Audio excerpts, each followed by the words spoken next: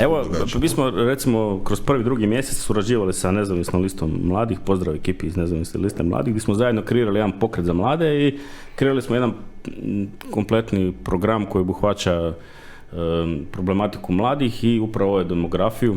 Tu baš smo se ulili konkretnih mjera, da sad ne nabrajamo te mjere, da ne zamaramo apsolutno svih, ali ono što je bilo simpatično, mi smo te mjere predstavljali u Saboru i sad kroz moje političko djelovanje i u gradu i u županiji upoznao sam dosta ljudi koji su... Znači i ti si otišao do Sabora ono malo. Da, došli smo u Sabor predstaviti kao projekt pokreta za mlade i same te smjernice.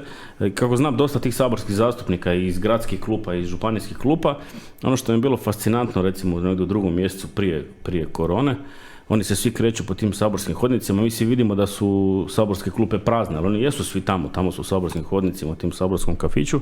I ono što mi je bilo fascinantno, što me 3 njih na hodniku pitalo koji je danas dan. Opa. Znači, ne samo da ne znaju što je na dnevnom redu, nego nisu znali ni koji dan je. Zato što su svi bili već u parlamentarnim izborima, svi su znali da će ti parlamentarni izbori desiti brzo, nisu znali kada, ali da će biti brzo. I svi su bili u nekakvim pregovorima, nuđenjima, koalicija, razgovorima, ko kome nudi koju poziciju. Jel ti govoriš o trgovini? Pa nisam vidio nigdje blagajnicu, tako da ne vjerujem da je bila trgovina, ali... Zašto misliš da se događaju te političke trgovine? Pa ako sam saborski zastupnik, ali sam tamo došao da... Zato što nema odgovornosti. Zato što... 100 puta smo spomenuli tu odgovornost, ne znam zašto, kako je to moguće uopće. Sad, pitanje je da li birači jako brzo zaboravljaju koje krive poteze povukao, s jedne strane, a s druge strane, nema nikakvog modela odgovornosti. Jer vi jednom kad izaberete svog saborskog zastupnika, ne možete ga recimo opozvati, jer on ne sluša svoje građane.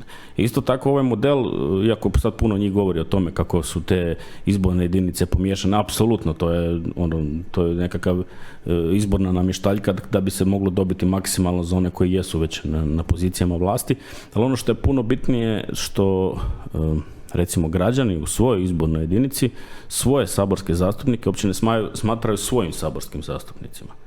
Jako malo njih funkcionira na način da su odgovorni upravo svojim biračima, onim biračima koji su ih izabrali. A to je po nama ključ cijele priče. Jer ako ja izaberem tebe u Sabor, ja želim da ti onda radiš ono što si obećao, a ako ne radiš ono što si obećao, želim da bar nekakav način da ti mogu ukazati da to ne radiš. Joj, kako si se suzdržao da nešto ne kažeš. Pa moram